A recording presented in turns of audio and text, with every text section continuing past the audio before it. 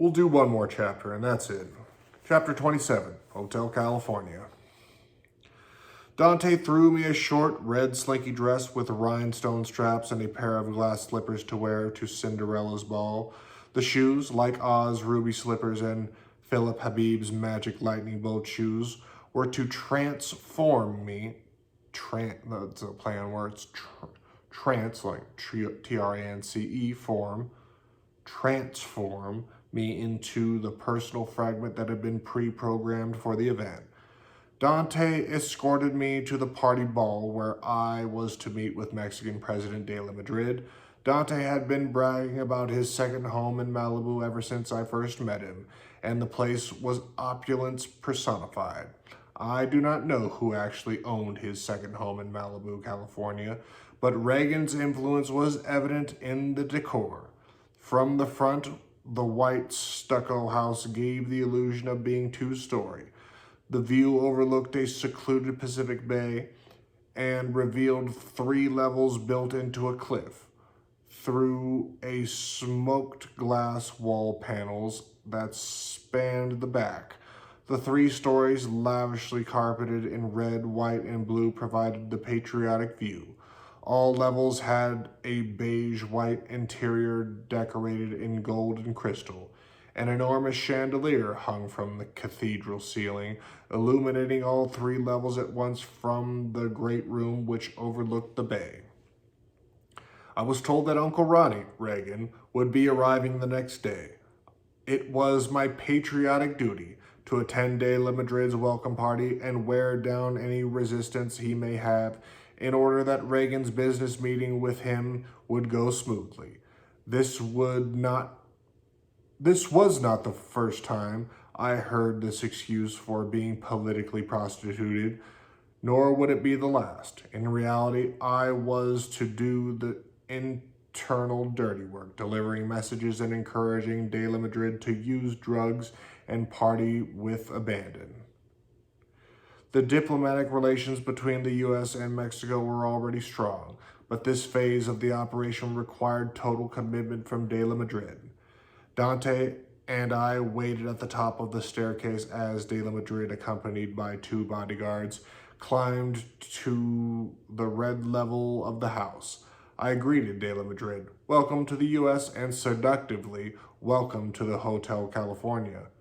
His deep-throated laugh indicated he had been cued to the ramifications of my cryptic statement. Hotel California had been taken from a popular song by the Eagles stated, "You can check out at any time you like, but you can never leave."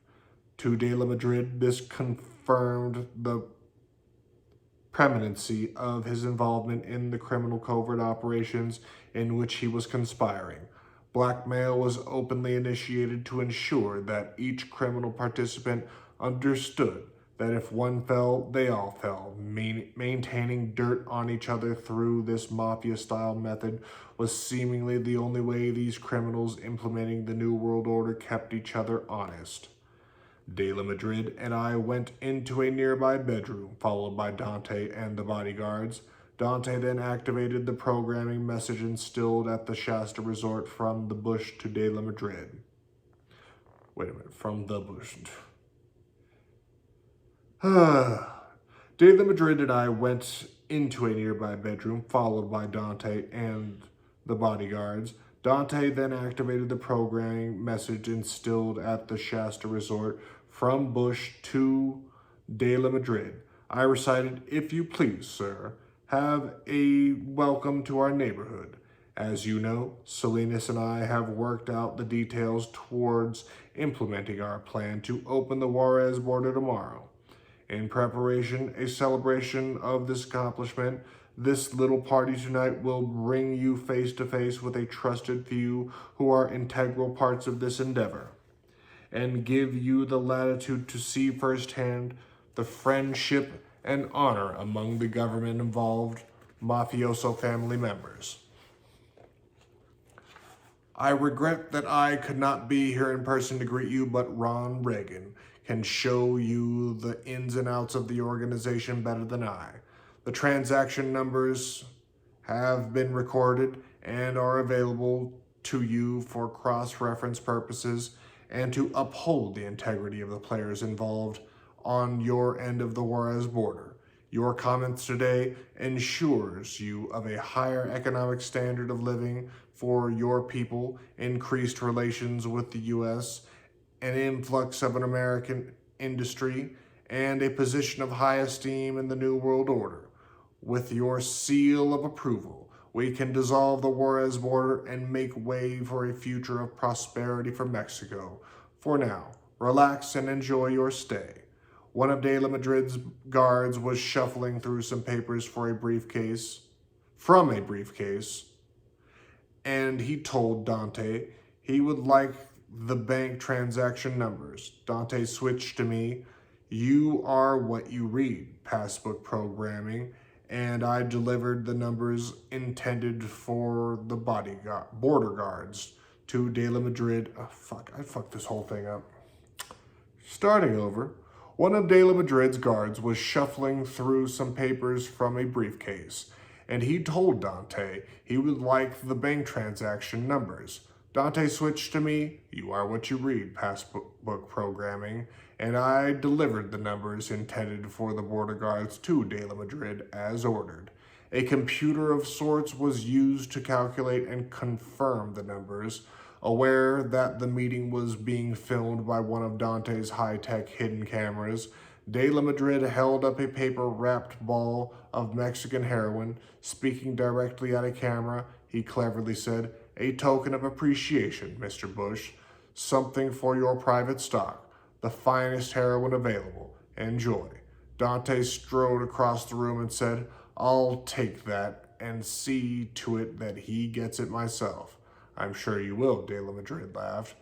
He then put all but one paper back in the briefcase. I was instructed to present the elaborately embossed Mexican president's seal of approval to pre-appointed Juarez border guards as proof of De La Madrid's commitment. Then deliver it directly to Bush for his file on the future NAFTA agreement, North America Free Trade Agreement. Prepared to present a modified hands-on mind control demonstration to De La Madrid, Dante said, "You've heard from a carrier pigeon messenger. You've seen her in a mode to accept program. And now I will demonstrate some of her sexual modes."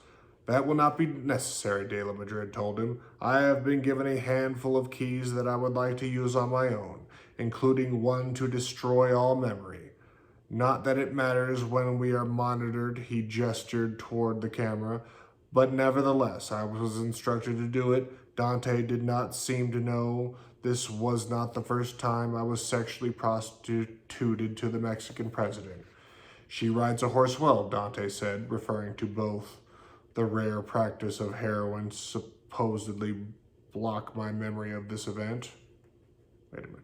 "She rides a horse well," Dante said, referring to both the rare practice of heroin to supposedly block my memory of this event, I guess I read it right, and a Reagan-inspired sex act. Dante stuck a needle in my arm. "May I recommend a ride for you?" I am on one now that I would like to maintain," De La Madrid answered, referring to cocaine use and his running nose. Dante laid out several generous lines of the white drug on a black mirror. He stroked me under my chin, triggering Reagan's sex kitten personality, picked up by Bush's heroin, and... Wait a minute. He stroked me under my chin, triggering Reagan's sex kitten personality, picked up Bush's heroin, and ushered the two guards out the door. De La Madrid, fully aware of my pornography exposure, said, "You like cameras? Let's give them something to watch." He started 2 more lines of coke, undressed, and further activated my sex programming with the verbal and physical keys and triggers Reagan had previously provided him. At one point, he enthusiastically commented that if I have my way, the free trade agreement will include a few top-of-the-line, he snorted another line of coke for emphasis, models vaginally, carved and trained like you. De la Madrid had long been obsessively fascinated with my vaginal mutilation carving. He was perversely excited at the prospect of the Juarez border joint venture drug deal, including protected free trade and mind control slaves. He reiterated his desire the next day during a meeting with Reagan. That's enough today. I'm done.